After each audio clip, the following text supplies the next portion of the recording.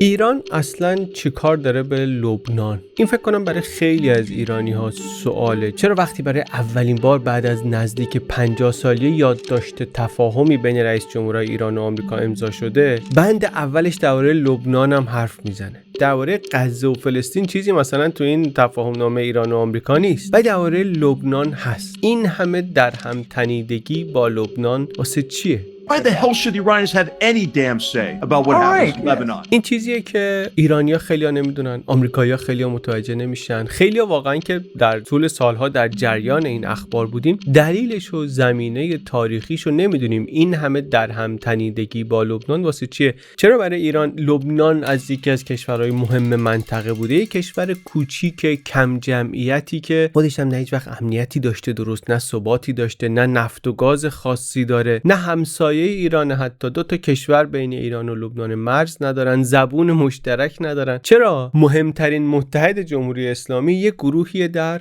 لبنان؟ چرا مهمترین سفیر ایران در منطقه زمان شاه سفیر ایران در بیروت؟ چرا واقعا؟ یه مقداریش طبعا برمیگرده به کشور لبنان، به جامعه لبنان، چون این یه وجب جای لبنان واقعا جای پیچیده‌ای، 18 تا فرقه رسمی داره، خیلی جغرافیای خاصی داره که جامعه عجیبی توش درست شده. شما فکر کن لبنان 100 سال سرشماری نداشته تقریبا، یعنی 100 سال جرئت نمی‌کنن بشمرن ببینن کدوم فرقه کدوم دین چند نفرن، چند تا مسیحیان چند تا شیعن، اینا نمیتونن، میترسن بکنن. حالا چراشو جلوتر میگیم. و کشور میگن پیچیده، فرانسه ساختتش. مثلا برای ما شاید خیلی جالب باشه که فرانسه برای چی این همه حرف داره تو لبنان، چرا نمیتونه ول کنه لبنان رو؟ چرا بیروت که منفجر میشه 4-5 سال پیش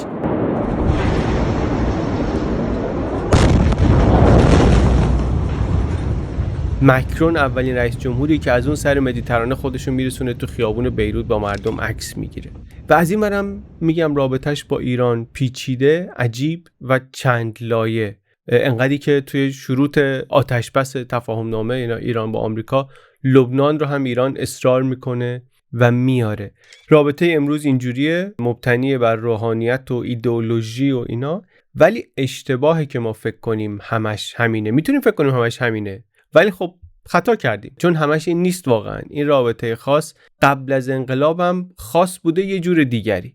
یک تعدادی از مهمترین شخصیت‌های قرن 20 ایران مسیر زندگیشون یه جایی از کنار بیروت رد شده، چه هویدا باشه نخست وزیر 13 ساله شاه، چه چمران باشه اولین وزیر دفاع جمهوری اسلامی. یعنی نگاه می‌کنی بیروت انگار هم یه سری از نخبه‌های شاهو ساخته، هم یه سری از انقلابیون ایرانی رو که رفتن اونا رو کشتن، اعدام کردن. از این گذشته ما قبلا هم دیدیم خود شاه هم دنبال این بود که به کمک موسی صدر با ارتباط با شیعیان لبنان برای ایران اونجا یه جای پایی پیدا کنه، خیلی قبل از حزب الله، خیلی قبل از جمهوری اسلامی.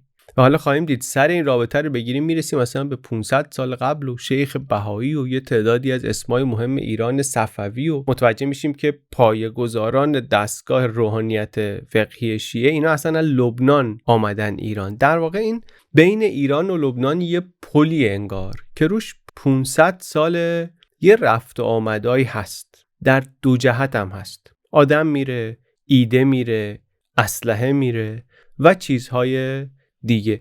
امروز هم رسیده به اینجا که میگم ایران گره میزنه آتشبسش با آمریکا رو، تفاهمش با آمریکا رو به جنوب لبنان. میگه اگر اسرائیل لبنان رو بزنه، جنوب لبنان رو بزنه، من ممکنه اسرائیل رو بزنم. من الان دارم این ویدیو رو در 4 جولای ضبط میکنم، 4 جولای 2026. بعد تاریخ اینا رو بگیم چون بعدا معلوم نیست چی میشه. بعید به نظر میرسه که ایران بتونه همچین معادله ای رو تثبیت بکنه، ولی خب ایران میگه. از اون طرفم جنوب لبنان رو گرفتن، یا در واقع جنوب لبنان رو از شیعه ها خالی کردن، به نظر میرسه که اومده اول لیست اولویت های اسرائیل و مشخصا نتانیاهو، و این براشون مهمه که در جنوب لبنان دیگه شیعه ها نباشن یا نتونن زندگی کنن اونجا. درست. سوال درباره لبنان و درباره رابطش با ایران خیلی زیاد داریم. میخوایم از این فرصت، از این بهانه استفاده کنیم، از این قضای اخبار و داد و بیداد و مرد باد زنده باد و اینا دور بشیم، بیایم بیرون ببینیم که چی میتونیم از این رابطه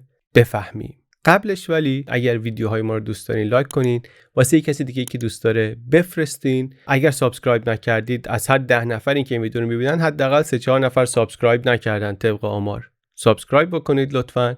اگرم نظر دارین، پیشنهاد دارین، ایرادی میبینین، کامنت بذارید، ما حتما میخونیم. دمتونم گرم. اول بریم طبق روالمون یک نگاه کوچیکی بکنیم به جغرافیا.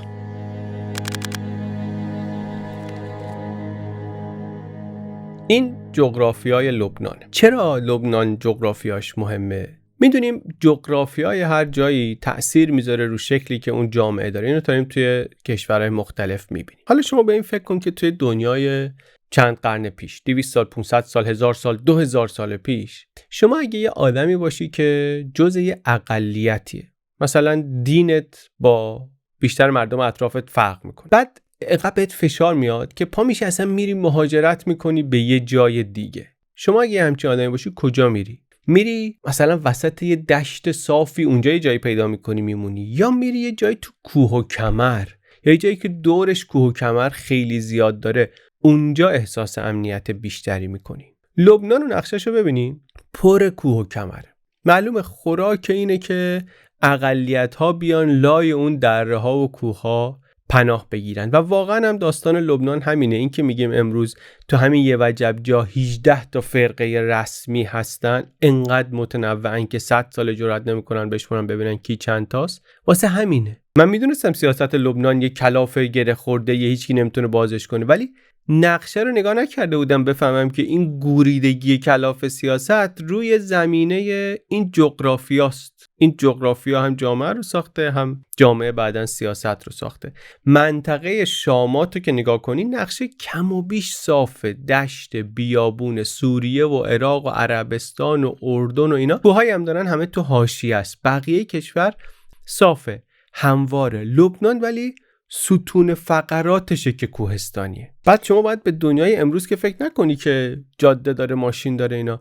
تو دنیای گذشته کوه یک قلعه است، یه قلعه‌ای که خودش ساخته شده اونجا، طبیعی هست، لازم نیست بری بسازی. وقتی قلعه است یعنی خیلی سخت میشه گرفتش، خیلی سخت‌تر میشه توش گشت زد، مثلا دید کی داره چیکار میکنه، کی چه کار است. واسه همینه که 1000 سال هر کی تحت فشار بود، هر کی اقلیت بود، هر کی فراری بود، میزد به دل کوه و این سرزمین بهش پناه میداد. خیلی قبلتر از این که اصلا اینجا به اسم لبنان رو نقشه باشه، این کوه‌ها همین کارو میکردن.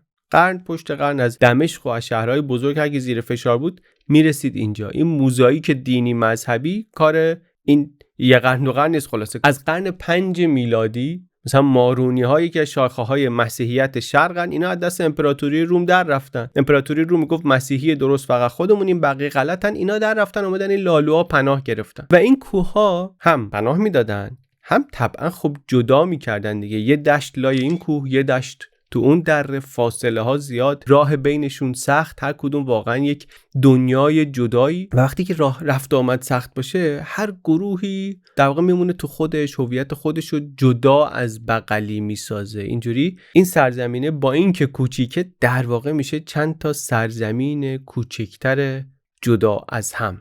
پس یه جغرافیای کوچیک داریم که تیکه تیکه است، تو هر تیکش یه فرقه ایه. ساحل یه نوار باریکه کنار شهرهای تجاری سور و سیدا و جبیل و بیروت و طرابلس و اینا، رو به دریا. کوه مخفیگاهه. بعد وسط اینا یه دره سرسبزه. این دره سرسبز به اسم دره بقا که این خودش لبنان رو باز میکنه 3 تا تیکه. شمالش مارونیان، وسطش دروزیان و جنوبش شیعه ها هستن. این شکلیه که میگیم 18 تا فرقه هستن که با همن ولی با هم نیستن. گفت کوه‌ها با همند و تنهایند، همچون ما با همان تنهایان. اینا هم یه همچین حالتی دارن اینجا.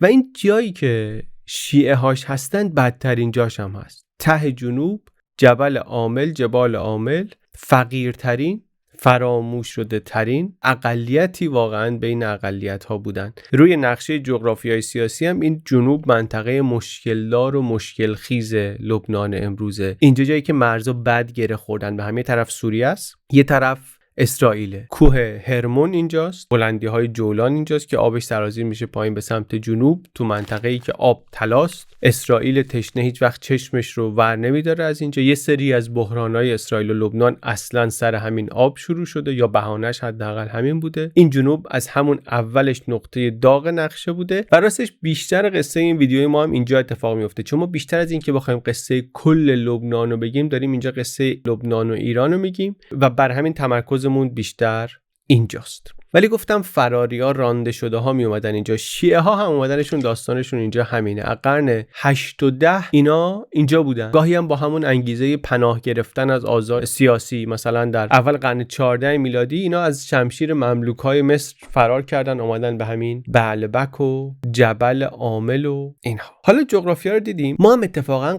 قصه‌مون رو می‌خوایم با یک شیعه‌ای شروع کنیم که از جای دیگری آمد به لبنان. منتها ایشون برای پناه گرفتن نرفت لبنان، برای کار دیگه‌ای رفت و اتفاقاً از ایران هم رفت.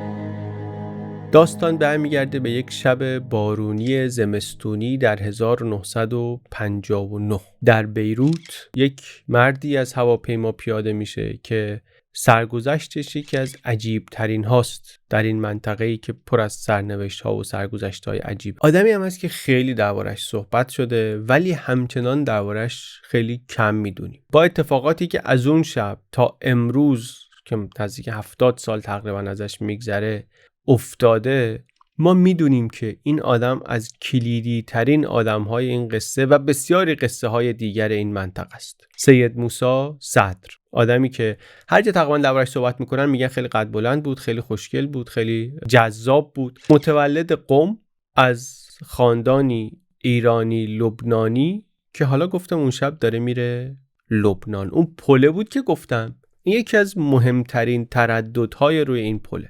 میشه 1337 خورشیدی. داره میره که اونجا برای شیعه های لبنان یک کارایی بکنه. شیعه های لبنان خیلی وضع بدی دارن، فقیرن، فراموش شدن، کم امکاناتن اینا. این داره میره اونجا. تنها ایرانی نیست ولی دیگه همون موقع ایرانیای دیگه هم در بیروت هستن یا میرن دنبال صدر که اینا هم اسمشون بر ما الان آشناست. آدمای از جنس یزدی، ابراهیم یزدی، کمران، محتشمی پور، صالح الحسینی، جلال الدین فارسی. بعضی از اینا از جوانترهای نهضت آزادی هن که هم مثلا مصدقی هن، هم اسلامی کراواتی هن. بعد با اون مثلا آخوندا و مثلا مسلمانای پیر و سنتی و اینا خیلی وصله میشن. اینا رفتن خارج شدن شاخه خارجی. از اینا مثلا ابراهیم یزدی کسی که در بیروت وصل میشه به صدر که البته تهران میشناستش. بعد صدر بهش میگه که من میخوام یه مدرسه فنی را بندازم اونجا، مدیر میخوام براش. کمران رو مثلا برمی‌دارن میبرن لبنان. کمران میره اونجا مدرسه میذاره. بعد شروع میکنن کلاس‌های ایدئولوژی اسلامی گذاشتن، از این کارهای مثلا انجمن اسلامی و اینا. از هر روستا یکی دو نفر انتخاب میکنن، مثلا میشن 150 نفر. اینا هفته یه بار میان مدرسه. خود صدر و چند نفر دیگه اینا بهشون یه سری درسای ایدئولوژیک میدن. یه سری مثلا حرکت محرومان درست کردن اونجا، کمک میکنن به محرومان. داریم صحبتی کی میکنیم؟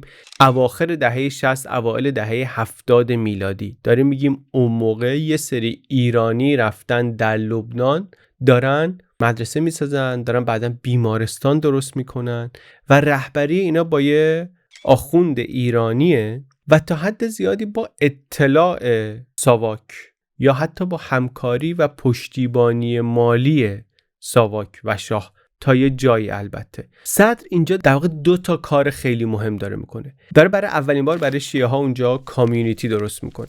با همون آدمایی که تو اون کلاس‌ها و مدرسه‌ها و اینا تربیت شدن، مجلس اعلای شیعه درست میکنن، حرکت المحرومین و اینا. بعدن شاخه نظامی جنبش عمل میشه و میاد جلو. رد پای اینا تا همین امروز هست، اون نهادها هست. ولی داره برای اولین بار واسه شیعه ها کامیونیتی درست میکنه.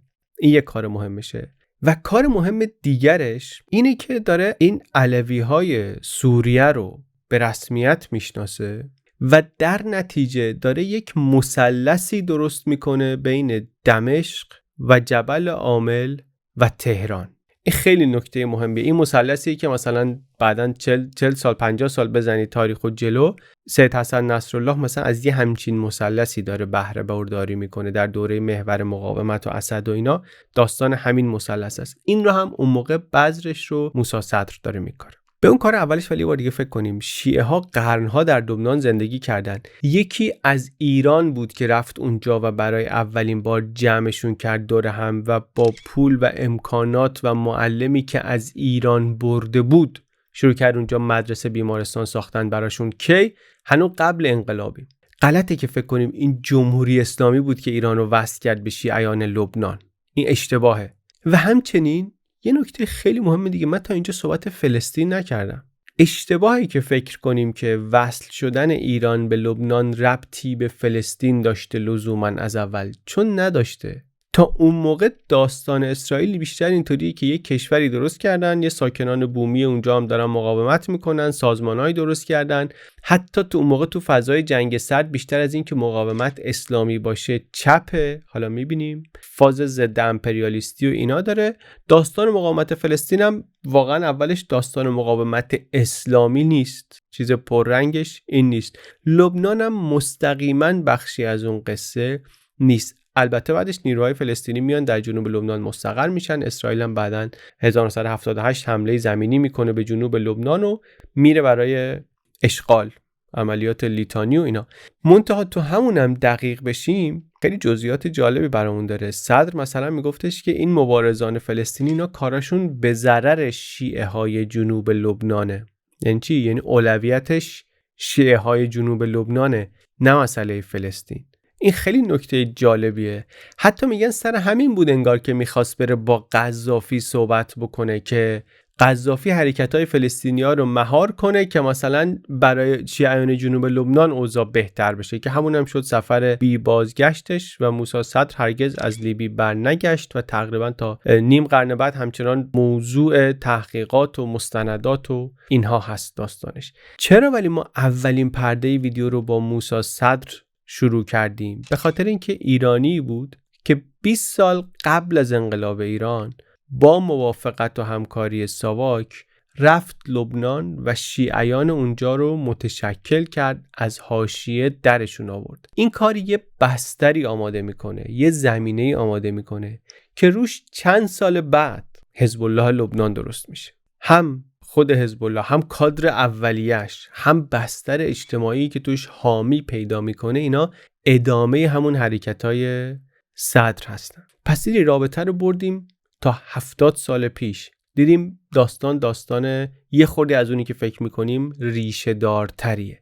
واقعیت ولی اینی که رابطه از این هم قدیمی تره. حالا میخوایم به جای 7 500 سال بریم عقب. میخوایم بریم تا ته ماجرا، بریم به زمان حکومت صفوی، چون باور کنید یا نه اصلا قصه از اونجا شروع میشه.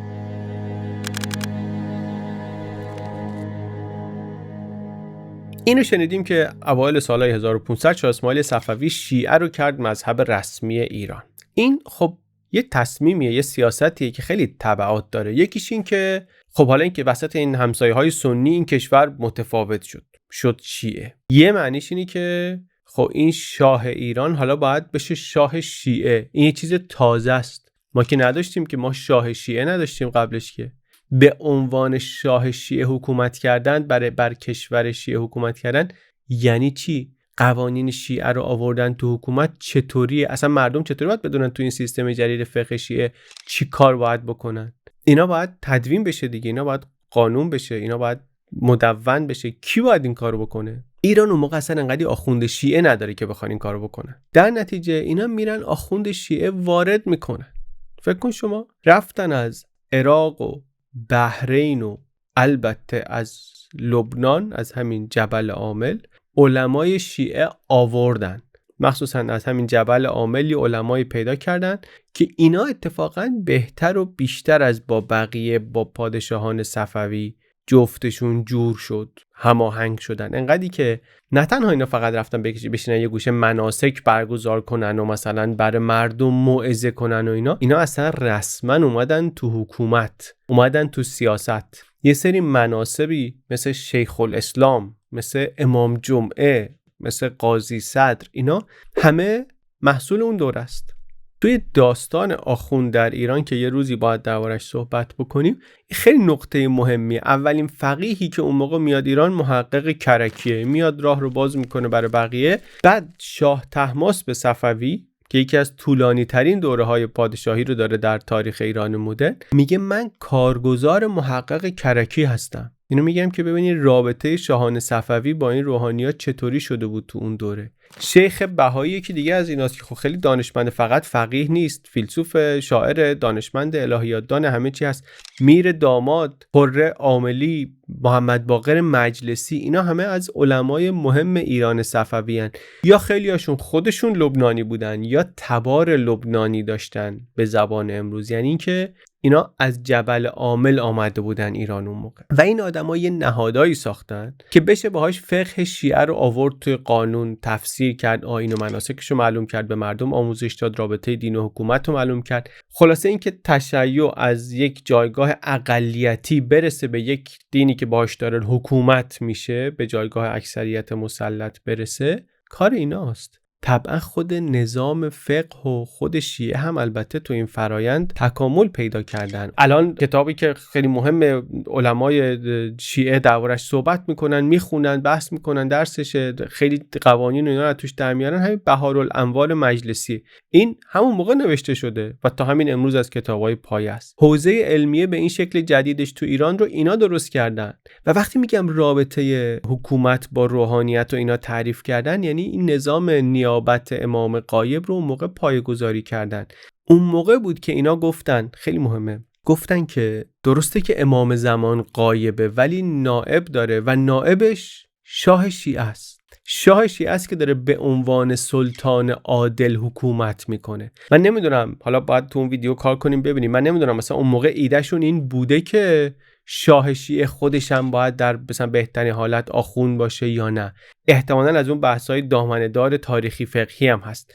ولی این ولایت فقیهی که مثلا 400 سال بعدش پیاده میشه، اینو میشه ریشه های اولیش رو برگردوند و اونجا دید. و نکته اینه که اصلا شروع این داستان با آدمایی که اتفاقا همین لبنان آمدن ایران 500 سال پیش. اینه که میگم اون پل 500 ساله که هست و آدما و ایده ها 500 ساله که دارن روش میرن و میان. داستان مهمتر از این 30 40 50 60 70 100 سال گذشته است. حالا به لبنان دوباره برمیگردیم، بیایم یه خورده دیگه زمان معاصرتر. گفتم شیعه های لبنان فقیرترین و فراموش شده ترین گروه ها بودن اونجا. چرا اینا نیاز داشتن یکی از ایران بره به دادشون برسه؟ اصلا یعنی چی یکی از یک کشور دیگه بره یه جای بیمارستان بسازه، مدرسه بسازه؟ این چه جور جامعه، چه جور کشوری اصلا؟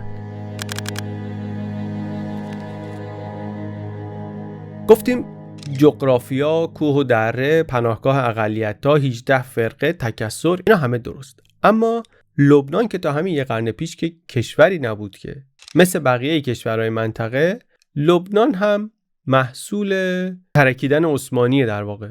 ما خیلی باید درباره این بیشتر از این حرفا فکر بکنیم که ایران در این منطقه استثناءه.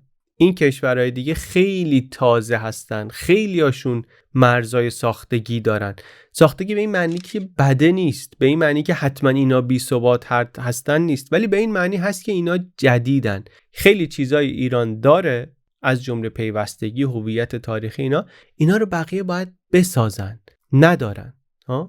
تا یه قرن پیش لبنان هم یه گوشه‌ای بود از یه منطقه‌ای به اسم شامات، لوانت، و کشور لبنان بعداً رسماً از یه چیزی که وجود نداشت ساخته شد. یعنی دستی کشیدنش رو نقشه. در اون پیمان تنبیه عثمانی بعد از جنگ جهانی اول همه این سرزمین‌های عربی رو ازش گرفتن، تقسیم کردن طبق قرار قبلی سایکس و پیکو. اینجا هم رسید به فرانسه. فرانسه چیکار کرد با اینا؟ با این قوم 72 ملتی که میگیم تو این منطقه بودن. فرانسوی‌ها گفتن ما اینجا یه رفقای قدیمی خودمون داریم، ما میریم با اونا کارو در میاریم. رفقای قدیمی کی بودن؟ مارونی‌ها. 400 سال قبلش، همون زمانی که ایران صفوی رفته بود سراغ شیعه های اونجا، 1536، فرانسه هم رفته بود سراغ مسیحی ها، شده بود حامی رسمی کاتولیک های توی قلمرو عثمانی. و کاتولیک های توی منطقه کی بودن؟ مارونیایی بودن که در کوهستان بودن. یعنی فرانسه هم از قرنها قبل یه پای ثابت داشت توی این کوه‌ها. خیلی جالبه واقعا. الان میبینی درباره لبنان ایران و فرانسه خیلی پررنگ و پرصدا حاضرن، بعد میری عقب میبینی داستان ریشه 500 ساله داره. من واقعا جا خوردم از این نکته خودم که از 500 سال پیش جفتشون یه پای اونجا دارن. ولی حالا نتیجه اون پیمان فرانسه این شد که در قرن 19 که درگیری شد در کوههای لبنان بین مارونی‌های مسیحی و دروزی‌ها، فرانسه نیروی نظامی آورد اینجا، اصلا اون کوه لبنان رو کرد خود مختار با حاکم مسیحی، تضمین امنیتش هم دسته کشور اروپایی، اسمش هم گذاشت متصرفیه. این میشه نقطه شکلگیری جنین کشور لبنان، چون وقتی 1920 قیمومیت اینجا رو دادن فرانسه همون کوه مسیحی نشین رو گرفت بزرگش کرد. چطور بزرگش کرد؟ ساحل رو بهش وصل کرد، بیروت و طرابلس و سیدا و سور و البته دره بقار رو که بینشون بود، همه اینا رو به این وصل کرد، همه منطقه های مسلمون نشین، و اسمش رو گذاشت لبنان بزرگ. و اینطوری خب کشور بزرگ شد. ولی اون مسیحیایی که قرار بود اینجا رو فرمان روایی کنن بهش دستشون باشه، اونا رقیق شدن دیگه، چون کلی مسلمونا بهشون اضافه شده بودن. اینا شدن الان یکی از گروه‌هایی که باید یه جوری به بقیه حکومت می‌کردن، و یه جوری یعنی به زور. سال 1932 سرشماری کردن، اولین و آخرین سرشماری رسمی تاریخ لبنانه. دیدن مسیحیای چیزی حدود 51%. و رو همین اکثریت خیلی نازک کل سیستم رو بنا کردن. وقتی لبنان مستقل شد به توافقی در واقع بستن به اسم میثاق ملی. گفتن آقا رئیس جمهور همیشه از مارونیا باشه، مسیحی باشه، نخست وزیرم همیشه سنی باشه، رئیس مجلس هم همیشه شیعه باشه، کرسی‌های مجلس هم مثلا 6-5 به نفع مسیحی‌ها باشه. یعنی کشور رو با یه مسئله ریاضی اداره کردن. و بعدم دیگه از اون موقع سرشماری نکردن ببینن کی چند تاست. یعنی آخرین باری که سرشماری کردن نزدیک میگم 100 سال 90 سال پیشه. همه میدونن عددا برگشته دیگه، مسیحی‌ها کمترن، مسلمان‌ها بیشترن، شیعه‌ها مخصوصا خیلی بیشترن. ولی اونی که تو این نظمی که هست قدرت داره حاضر نیست که این نظم رو به دست خودش به هم بزنه. واسه همین منجمد شد لبنان در همون سرشماری 1932. چون اگه دوباره بشمرن اون نظم میریزه. تصویرمون داره کم کم از لبنان یه خورده کامل‌تر میشه دیگه. یک جغرافیای تیکه تیکه، جامعه 72 ملت، یک کشور شکننده که رو کاغذ دست مسیحیاست، در واقعیت اکثرش مسلمونن، و یه طبقه شیعه فراموش شده فقیری داره ته جنوب که داره بی صدا بزرگ میشه. و این یعنی زمینه دردسر. ولی فرانسه فقط مرز نکشید. فرانسه در واقع بیروت رو هم ساخت، یه طوری که شد آهنربای کل منطقه. همون بیروت بود که پای ایرانیا رو به لبنان باز کرد. یه خورده درباره بیروت هم حرف بزنیم. یه تعدادی اسم گفتم از ایرانیایی که قبل انقلاب رفتن لبنان، ولی داستان فقط این صدر و مسلمانای انقلابی دورش نیستن. قبلا دیدیم برادران هویدا هم اینا بزرگ شده بیروتن. امیر عباس هویدا، فریدون هویدا، این حالا بجز این که امیر عباس هویدا سیاستمدار روشنفکر مهمی هم هست، فریدون هویدا روشنفکر مهمیه. خیلی‌ها رو بیروت کشیده بود به خودش. بهش میگفتن پاریس خاورمیانه، عروس خاورمیانه، مخصوصا در دوره طلاییش 1955 تا 75.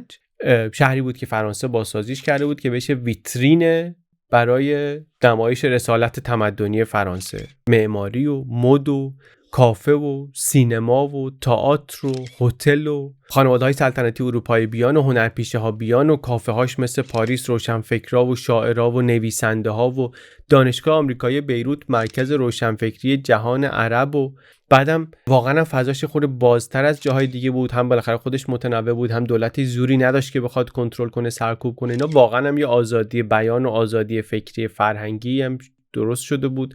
نخبه ها، روشنفکرها، درس خونا رو هم جذب می‌کرد. و همین آزادی البته یک گروه دیگری از جمله یک سری از ایرانیایی رو که یه مقداری دنبال دردسر بودن هم میکشید به خودش. هم هویداها و محمود حسابی و علی اکبر صالحی و اینا میرفتن، هم کمران و قطبزاده و یه سری مجاهدا و یه سری فداییان و اینا هم میرفتن اونجا دنبال این که یه کارایی بکنن ضد حکومت ایران.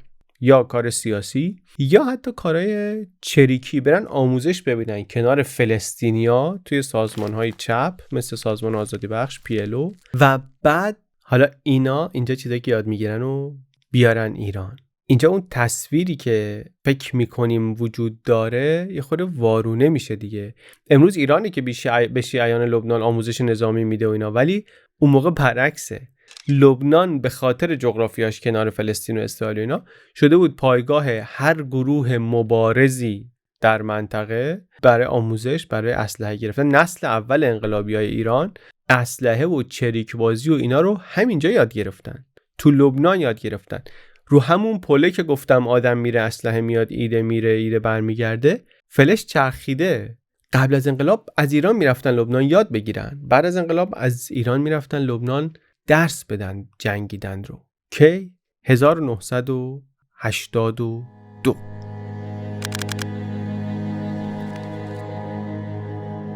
چطوری میشه که از ایران بعد انقلاب میرن لبنان؟ بریم به 3 سال بعد انقلاب، وسط جنگ با عراق. یه خودم عجیبه دیگه، آدم میگه وسط جنگ که نمیرن 1000 کیلومتر اون طرفتر یک جبهه جدید باز کنن، ولی رفتن. چی بود اونجا که در ذهن رهبران ایران ارزشش رو داشت که وسط جنگ با صدام برن اون طرفتر یک جبهه جدیدی باز کنن؟ اینو نگاه کنیم یه جوابی میگیریم، یعنی جزئیات تاریخی رو نگاه کنیم یه جواب میگیریم. اگه زوم اوت کنیم یه جواب دیگه. اگر بریم رو تایملاین اینجاست که واقعا اثر جادوییشو نشون میده. اگه بریم رو تایملاین متوجه میشیم که کلاً چه اتفاقاتی داره میفته در لبنان و در ایران. ما تو تایملاینامون هم سعی میکنیم موازی نشون بدیم همون موقعی که تو ایران داره این میشه اونجا داره چی میشه. لبنان اون موقع تو جنگ داخلیه، مسیحی‌ها و چپا و مسلمان‌ها و فلسطینی‌ها و اینا اونجا افتادن به جون همدیگه. همسایه‌ها هم سوریه و اسرائیل هم اونجا از 4 سال قبل از انقلاب ایران دارن میجنگن با هم. در بستر همین جنگ هم هست که بعدن حزب الله متولد میشه. صحنه این جنگ چطوریه؟ جریان مقاومت اون موقع خیلی فاز چپ داره. این گروه بزرگ آوارگان و جامعه فقیر شیعیان لبنان و اینا هم باهاش همدلن، ولی جامعه ثروتمندا چه شیعه باشن چه سنی باشن چه مسیحی باشن اینا خیلی دلخوشی از این فاز چپ و اینا طبیعتاً ندارن. هر کدوم رفتن سراغ نیروی خودشون. سرمایه‌دارای مارونی پشت یک گروه شبه نظامی فاشیستی رو گرفتن که عربستان و جالب حالا اسرائیل خرجشو دارن میدن. کتائب شیعه های پولدار رفتن سراغ جنبش عمل که یه آدم بزرگش مثل نبیه بری تاجر الماسیه که امروز هم همچنان هست تو مجلس لبنان و اینا، متحد حزب الله بود یه دوره‌ای، الان راستش نمیدونم. یه گروه دیگه قدیمی هم هست اون موقع SSNP، حزب سوسیال ناسیونالیست سوریه سکولار، با رویای اینکه یه کشور واحدی بسازیم از سوریه و لبنان و اردن و فلسطین و عراق. اینا رو که نگاه می‌کنی حالا الان با دید پس‌نگر تاریخی میگیم که خب اینایی که گفتیم اینا چپ و فاشیست و سکولار و اینا همه چی هست، نیروی شیعه‌اش کو؟ نیروی مذهبی شیعه نیست تو اینا و واقعیتش هم اینه که نیست. اصلا حزب الله از همینجا متولد میشه. سال 82 اسرائیل دوباره به لبنان حمله میکنه، حمله زمینی میکنه سنگین تا خود بیروت هم میره. صاف سازمان آزادی بخش فلسطین که سالها جنوب لبنان دولت در دولت درست کرده بود اینا، این از هم میپاشه و آواره میشه و بعد توی این نبرد، حالا همین نبرد هم میشه که پای ایرانو باز میکنه دیگه، توی همین نبرد اسرائیل هواپیماهای اسد رو از آسمون میکشه پایین. حافظ اسد میخواد تلافی کنه، بعد میگه چطوری تلافی کنم؟ نمیخوام با ارتش خودش که خود تازه شکست خورده از اسرائیل و اینا، نمیخواد با اون ارتشی که تازه زمین خورده بزنه. یه در جدید باز میکنه، میگه بذار اجازه بدم سپاه ایران از خاک من رد بشه، بره خودشونو برسه به بقا، یک نیروی نیابتی درست بشه که اونا برن با اسرائیل بجنگن بدون اینکه سربازای سوری خودشون بخوان درگیر بشن، بدون اینکه تانکای سوری بخواد خش روشون بیفته. زمینه یه همچین اتحادی بین حافظ اسد سوریه و ایران شیعه و شیعه های لبنان از کجا درست شد؟ از اونجایی که اونا خودشون یک اقلیتی بودن نزدیک به تشیع که تا قبلش در سوریه کاری نبودن. حالا یه وقتی شاید درباره علویای سوریه و اینا هم صحبت کردیم، ولی اینطوری شد که سوریه اسد شد اون حلقه واسطی که ایران شیعه رو از راه زمین به شیعه های لبنان وصل میکرد. این حلقه اگه وجود نداشت اساساً ایران به لبنان راهی نداشت. از این حلقه، از این کانال، از این کوریدوره که سپاه میره تو. چطوری میره تو؟ حدود 2500 نفر میفرستن اونجا که اون گروه کوچیک شیعه‌ای رو که اونجا هستن در دل دره بقا اینا رو شروع کنن آموزش دادن، یه نیروی نظامی از اینا درست کردن. یادمون نرفته دیگه 10 سال نشده که ایرانی‌ها چه مسلمونا چه مجاهد چه فدایی‌ها اینا می اومدن تو لبنان که چریک بازی و اسلحه و اینا یاد بگیرن. حالا مسیر برعکس شده، دارن میان ایرانی‌ها این بار مسلمان و سپاه و اینا که یاد بدن. ولی این داستانی که گفتیم همش داستان چطور گفتم از این کوریدور سوریه و نزدیکی اسد و اینا. ولی چرا ایرانی که وسط یه جنگ خونین با عراق داره نفس میزنه باید پول و آدم و امکاناتشو بریزه 1000 کیلومتر اون طرفتر؟ جواب این چرا خیلی بر ما دونستنش سخت نیست، به خاطر اینکه توی ماهیت انقلاب 57 از اول خودش رو فقط ایرانی نمیدونست، خودش رو یک انقلاب اسلامی میدید که اصلا باید صادر بشه با موضع ضد آمریکایی و ضد اسرائیلی. همشون اینطوری نبودن، ولی درباره گروه‌های مهم انقلاب که صحبت میکنیم بسیاریشون گروه‌های قدرتمندش اینطوری بودن. منتها یه ظرافت اینجا هست. مبارزه با اسرائیل و وصل شدن به شیعه‌های لبنان اولش کاملا منطبق روی هم نبودن. توی اولی خب تازه بود، چون جمهوری اسلامی تازه داشت شروع میکرد با اسرائیل مبارزه کردن. ولی دومی که وصل شدن به لبنان بود از صفر داشت شروع نمیکرد. اینا اونجا میراثدار بذری بودن که قبل از انقلاب کاشته شده بود، همون شبکه صدر و کمران و یزدی و اینا. بعدن این دوتا رو به هم وصل کردن. یعنی ما امروز حزب الله رو فقط مقابل اسرائیل میبینیم، ولی 50-60 سال پیش داستان شیعه های لبنان فقط این نبود، چرخیده، عوض شده و حالا با عملکردی که جمهوری اسلامی داشته در واقع از اون وسیله استفاده کرده برای هدف گذاری که خودش کرده بوده بعدن. ولی این تمایز رو مهمه که متوجه بشیم، به خاطر اینکه برای یک گروهی از انقلابی ها لبنان اصلا حاشیه نیست که بگیم حواس ایران رو داره از جنگ عراق پرت میکنه. برعکس، لبنان همون جاییه که انقلاب میتونه با یه تیر 3 تا نشون بزنه، هم انقلابو صادر کنه، چون اصلا انقلاب کردیم که صادر کنیم، هم جنگ با اسرائیل و هم اثبات اینه که شیعه های دنیا حالا تحت رهبری ایرانن. یعنی این کاملا در منظومه فکریشونه، براشون حاشیه نیست. براشون این نیست که حالا چرا بگی فکر کنی خب تو که اینجا درگیری چرا اونجا. اصلا اونجا و اینجا رو جدا نمیبینه واقعا. بعد ملی هم نیست، نگاهش نگاه ملی نیست واقعا، برای گروه بزرگشون نیست. با یه همچین فکریه که یه سری از سپاه پا میشن میرن لبنان. داستان اینجا جالب میشه. روی تایملاین جنگ 1361 میشه بین 2 تا اتفاق بزرگ و خیلی متفاوت، بین فتح خرمشهر که اوج دستاورد ایرانه و عملیات رمضان که اولین شکست بزرگ ایران در خاک عراق، بین بیت المقدس و رمضان. ایران تازه خرمشهر رو آزاد کرده، خودشو در اوج قدرت میبینه، آتش بس رو پس میزنه و یه فکری تو سپاه هست که حالا که ما انقدر خوب داریم میجنگیم بریم اسرائیل هم بزنیم. انقدر تو این فکر جدیان که ایران رسما نامه نویسه به دبیرکل سازمان ملل، میگن یکی از شروط ما برای پایان جنگ اینه که عراق راه باز کنه که نیروهای ایرانی از ایران بتونن زمینی برن عراق، برن سوریه، برن به جنگ اسرائیل. میگه شرط ما برای پایان جنگ اینه و صدام هم میگه به به منم استقبال میکنه. چرا نمیشه؟ اونی که ترمز سپاهو میکشه کسی نیست جز رهبر ایران آیت الله خمینی.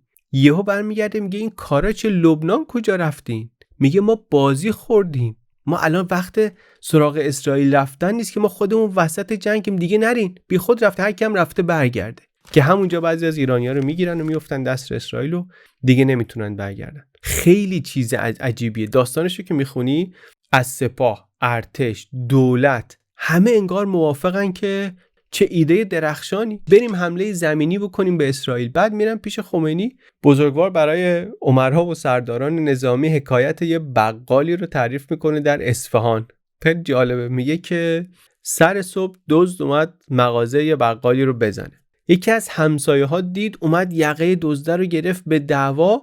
یه خورده بعد بقاله از مغازه اومد بیرون گفت آقا چه خبرتونه دعوا می‌کنید جلوی مغازه ما؟ جمع کنید برید دکون ما بذاریم ما کاسه‌ایمونو بکنیم، دست به حقه شدنتون رو ببرید جای دیگه. دعوای شما مانع کسب ماست. در حالی که در واقع دو سراغ مغازه خودش رفته بود. با اینکه دزده در واقع مغازه خودش رو می‌خواست بزنه، گفتش که دعواتون رو ببرید جای دیگه. منظور خیلی واضحه از حکایت چیه که آقا شما هم از تو خاک عراق برید تو خاک سوریه، اونجا برید لبنان، اونجا برید با اسرائیل بجنگید، پس فردا ممکنه طوری بشه اونا بگن آقا ول کن ما نمی‌خوایم شما واسه ما چیز کنی. دم مغازه ما دعوا نکن، برید دعواتون رو ببرید یه جای دیگه. بعد از اونم تا مدتی هی تاکید میکنه که اولویت جنگ با عراق، از اون ور رئیس جمهور و یک سری از سپاه و اینا میگن که نه اسرائیل و خیلی این داستان حالا بجز تبعاتش و جزئیاتش برای ما روشن میکنه سیاست ورزی ایران رو چه در دوره آیت الله خمینی چه بعدش در دوره آیت الله خامنه‌ای که بعدش رهبر شد و بعدا میبینیم اون چیزی رو که ترجیحات خودش بود تونست و فرصت کرد که پیاده بکنه و اجرایی بکنه. اینا موضوع ما نیست، پیشنهاد میکنم که اگر علاقه‌مند بودید اینجا یه خورده بیشتر دربارش بخونید تو این کانال تلگرامی. بگذاریم. موضوع ما این بود که اون ایده بزرگ حمله زمینی به اسرائیل همون موقع هوا شد. آیت الله خمینی پاشو گذاشت رو ترمز که اولویت عراقه و اینا هم که رفتن باید برگردن. حتی گفت قدس هم بخوایم برین راهش از کربلا میگذره. این شعاری رو که ما بچه بودیم رو در دیوار همینجا می نوشتن، لحنشو انگار اینجوری باید خوند که بابا قدس هم بخوای بری راهش از کربلا است، یعنی اول عراق رو باید بری بگیری. ولی خب همون حرکتی که اینا کرده بودن و رفته بودن روی زمینی که از کارهای قبل از انقلاب هم حکومت انقلاب یه چیزایی توش ساخته شده بود، در این دره بقا یک چیز جدیدی درست کرد. همون پروژه آموزش یک گروه کوچیک شیعه موند، یعنی ایده بزرگ مرد ولی این بذر کوچیک موند و بعدن شد حزب الله و رشد کرد و بزرگتر هم شد. 1985 حزب الله رسما اعلام موجودیت کرد با هدف بیرون کردن آمریکا و اسرائیل از لبنان.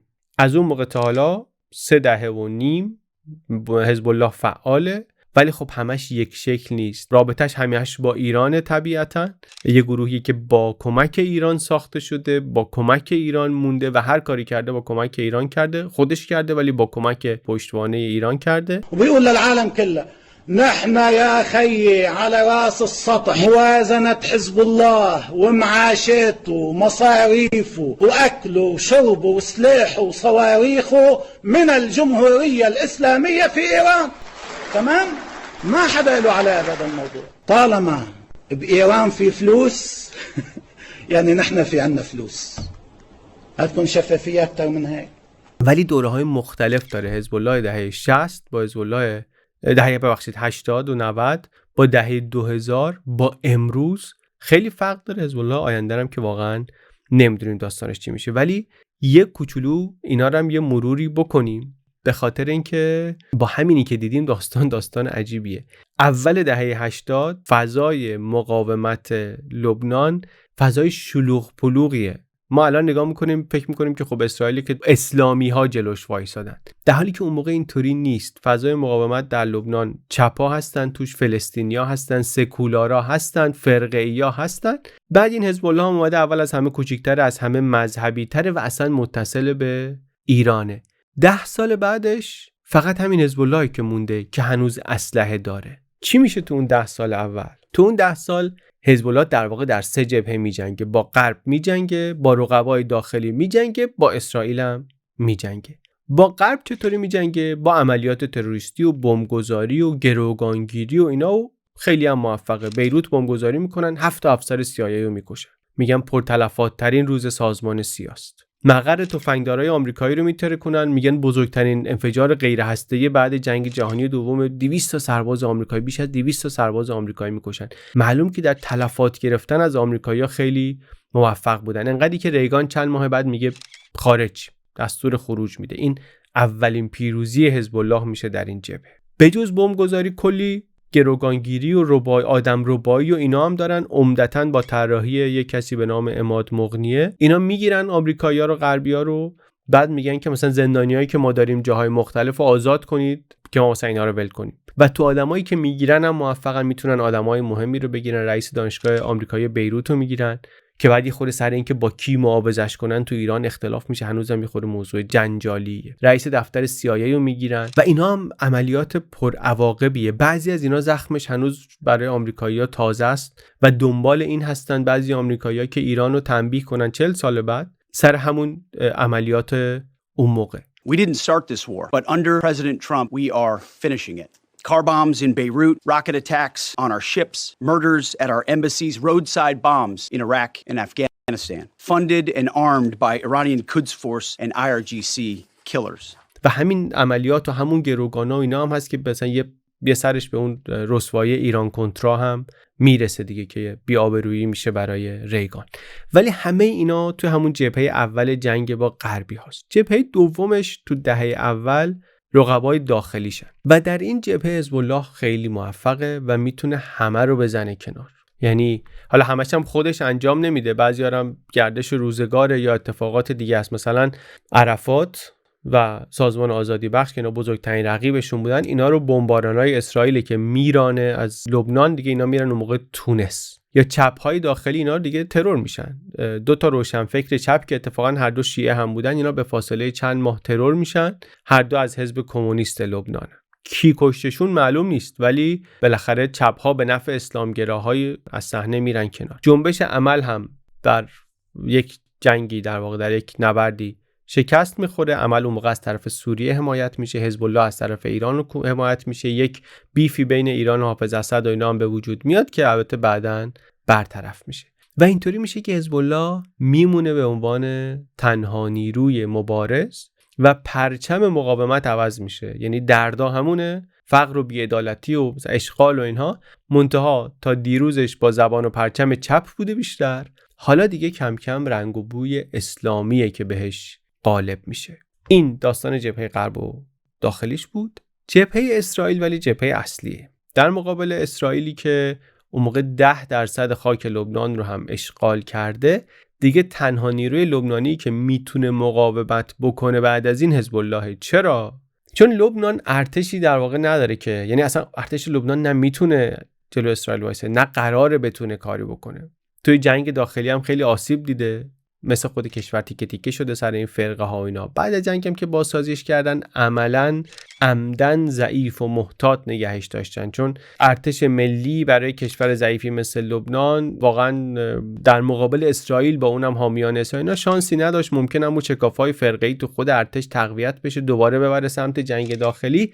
ضمناً سوریه هم که اون موقع خیلی کنترل داشت لبنان، موافق نبود که دولت لبنان مستقیم درگیر بشه با اسرائیل. یه راه حلی که همه انگار باهاش خوشحال بودن این بود که دولت ضعیف لبنان عملاً جنگ با اسرائیل رو بسپره به یه نیروی غیر دولتی با هزینه یکی دیگه. اینطوری میشه که وقتی دهه 80، آخر دهه 80 میگن اسلحه های همه رو بگیریم، قرار میشه مال حزب الله رو نگیرن. 1989 جنگ داخلی تمام میشه، توافق طائف با میدانداری عربستان در واقع در غیاب ایران اون موقع درگیر مسائل داخلی و تغییر رهبر اول به دوم و اینهاست. همه گروه ها سلاحاشون رو میدن، حزب الله استثنا میشه، میمونه. از اینجا وارد دهه دوم حزب الله میشیم که با یک ترور مهم شروع میشه. 1992 اسرائیل دبیر کل حزب الله رو میکشه و جاش یک روحانی 32 ساله‌ای میاد که برای 30 و چند سال بعد میمونه نفر اول حزب الله، سید حسن نصرالله، که یه روزی خواهد آمد شما جایگزین این آقا میشید و اهدافی که او دنبال میکرد با واسطه شما محقق میشه. ما گفتیم حالا برای قسمت دوم ما نگرانی نداریم، برای قسمت اول ما دعا میکنیم که بهشون طول عمر بده. تقریبا بعد از 1 سال از این خواب آقا موسی رفتن لیبی و دیگه خبری نشد ازشون. نصرالله بعد از موسی صدر مهمترین چهره شیعه لبنانه توی این دهه ها و یکی از مهمترین حلقه های اتصال ایران و لبنان، با یک کارنامه پرفراز و نشیب. هم بزرگترین بردهای نظامی و سیاسی این پروژه زیر فرماندهی نصرالله بوده، هم سنگینترین ناکامی هاش. بریم دوره اون رو هم یه کوچولو ببینیم.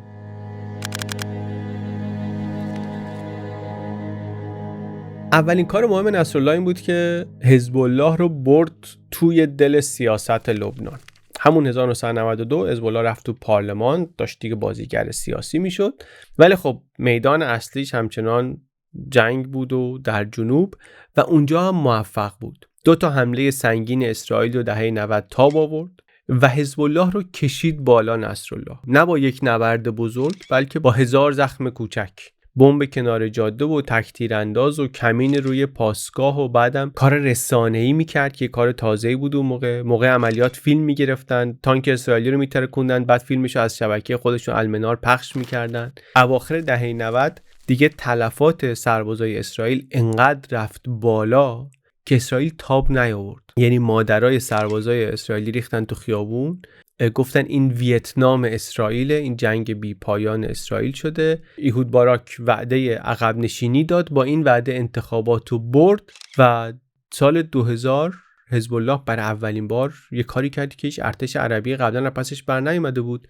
اسرائیل هل داد عقب، بدون هیچ پیمان صلحی، بدون هیچ امتیاز دیپلماتیکی، زیر فشار نظامی و تلفات گرفتن، اسرائیل از جنوب لبنان کشید عقب. مردم روستاهای جنوب بعد مثلا 18 سال بعضیا برگشتن خونه هاشون.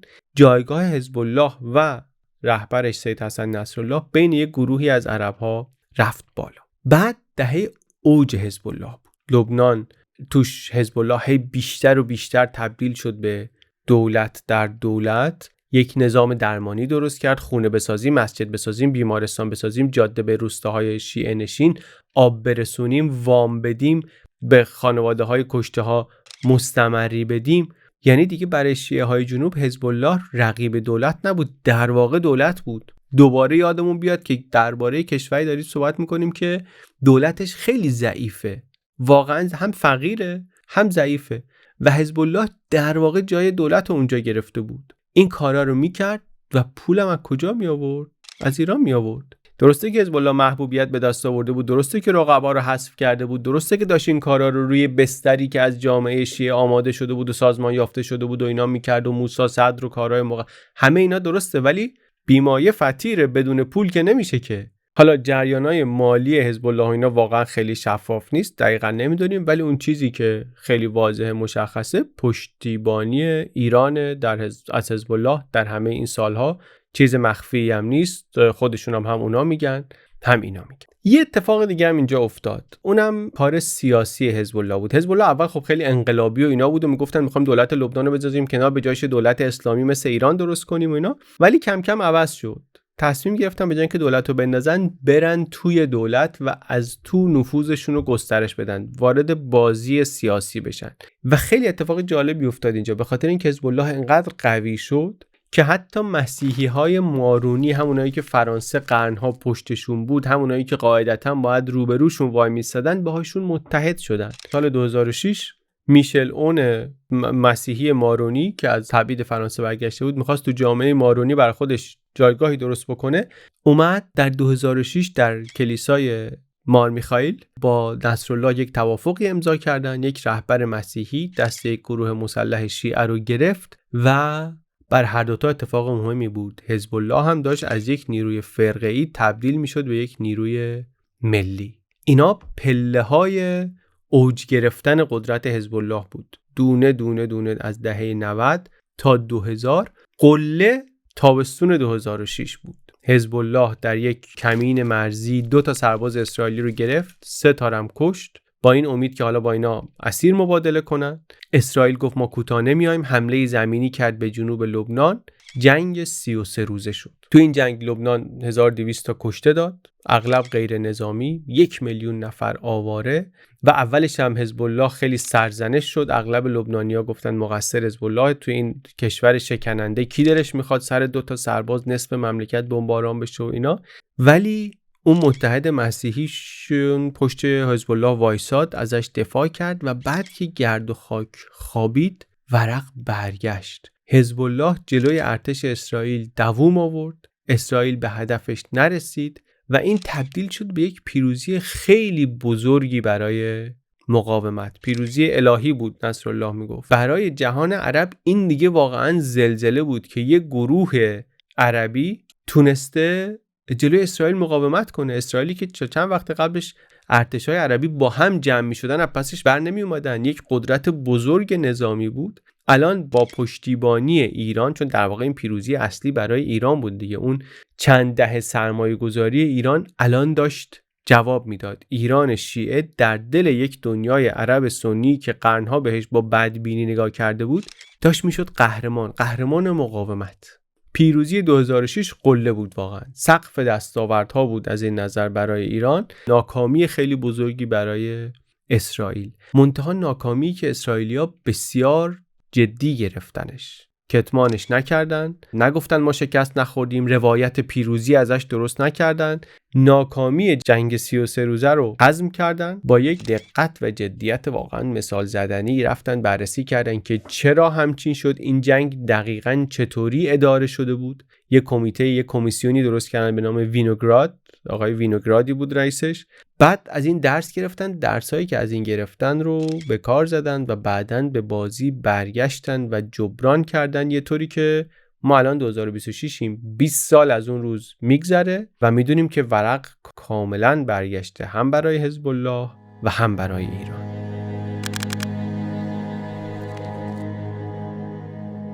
یه چیز همینجا بگم، چون هرچی جلوتر بریم پررنگتر میشه. از اینجا به بعد، حالا بقیه‌اش هم داستان تازه بود، ولی اینجا به بعد دیگه خیلی تازه است. نه اینکه داریم زنده میبینیمش، اتفاقا افتاده تموم شده بعضیاش، ولی انقدی بهش نزدیکیم که واقعا نمیشه با خیال راحت گفت تهش چی شد، معنیش چیه.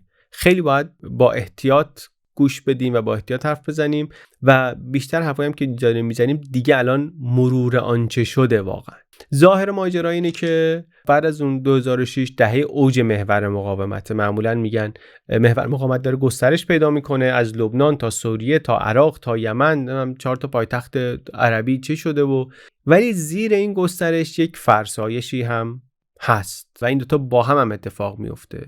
چون کش اومده، حالا بعداً بعضیای دیگه دربارش صحبت میکنن، میگن چون اوور استرچ کرده ایران، چون بیش از اونی که توانش باشه دستاش رو باز کرده. ولی واقعیتش اینه که این گسترش و فرسایش با هم اتفاق میفته. شروعش با بهار عربیه.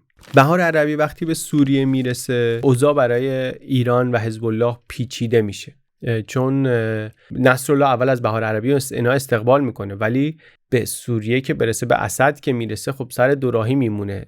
سوریه حلقه وصل ایران به لبنان و اگر بهار عربی موفق بشه اسد و بندازه، اون راه زمینی به لبنان قطع میشه، اون محور مقاومت محورش میشکنه. در نتیجه میرن حزب الله و ایران میرن پشت اسد. سال 2012 حزب الله وارد سوریه میشه و درگیر جنگ میشه. جنگ سوریه هم برای بازیگرانش چیزای مختلفیه. برای یه گروهی صحنه جدیدی از بهار عربی بود، مردم قیام کردن و اینا هم، حکومت هم جلوش وایساده و جنگ اونه. برای یه گروه دیگه نه، اصلا جنگ با آمریکا بود. فرصتی بود که آمریکا غنیمت شمرده بود که بیاد و اسد رو که متحد مهم ایران بود برداره و انقدر برای آمریکا مهم بود که حاضر شده بود بره این کار رو به دست نیروهای تکفیری و داعشی و اینا انجام بده. چون این نگاه ها مختلف بود و هست، در نتیجه دخالت حزب الله هم میتونست معنی‌های مختلف داشته باشه. از جمله بین یک گروه بزرگی از عرب ها که گفتم برای عرب ها قهرمان شده بود، چی بود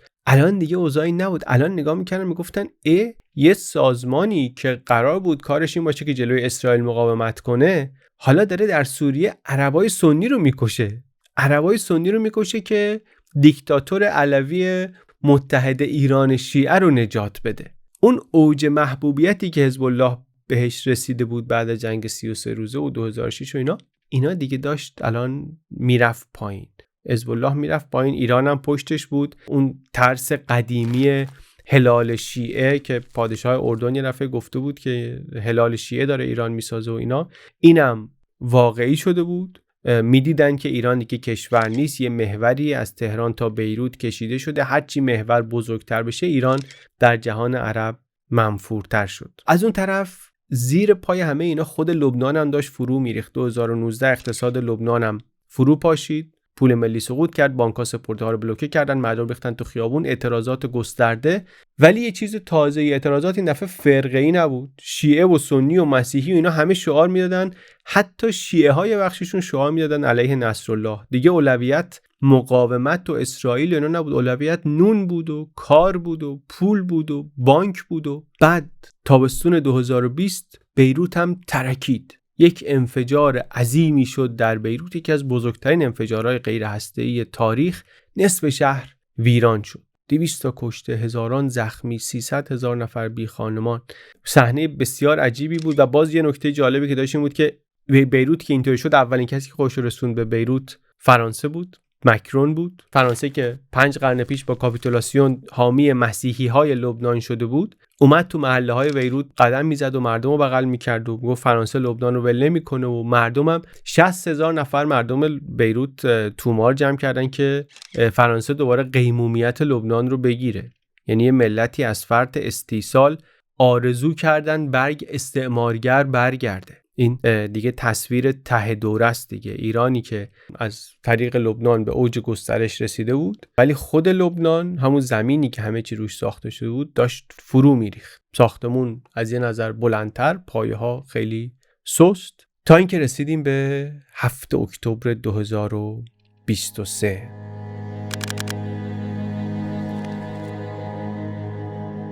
حمله حماس به اسرائیل و بعدم شروع دور جدیدی از بمباران غزه. حزب الله اول تمام قد وارد جنگ نشد، نه اونطوری که حداقل اسرائیل و نتانیاهو ازش میترسیدن.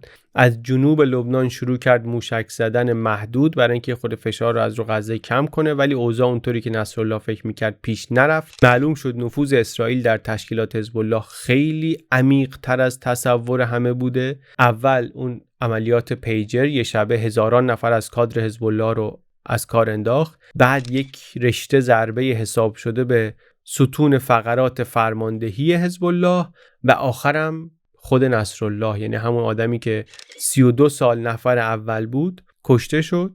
حزب الله ضعیف شد اونقدری که رفت به سمت پذیرفتن شروطی که 10 دهه پیش امکان نداشت قبول کنه. عقب نشینی کامل به شمال رود لیتانی و خلع سلاح در جنوب و زیر نظارت ارتش لبنان رفتن و همون خلع سلاحی که 89 ازش استثناء شده بود الان صحبتش بود که دوباره اتفاق بیفته. اینجا معلوم شد که اسرائیل از شکست 2006 چیا یاد گرفته. اون موشکافی کمیسیون وینوگراد چه جوابی به اسرائیل داده. بعدم که اصلا جنگ سوریه تمام شد با در واقع پیروزی متحدان آمریکا، میتونیم بگیم بعد از 13 سال. اسد هم فرار و اون محور زمینی ایران به لبنان هم قطع و دیگه الان ته کار اینطوری که ما میبینیم محور مقاومت به اون شکل وجود نداره. روی نقشه اصلا محوری نیست در حال حاضر.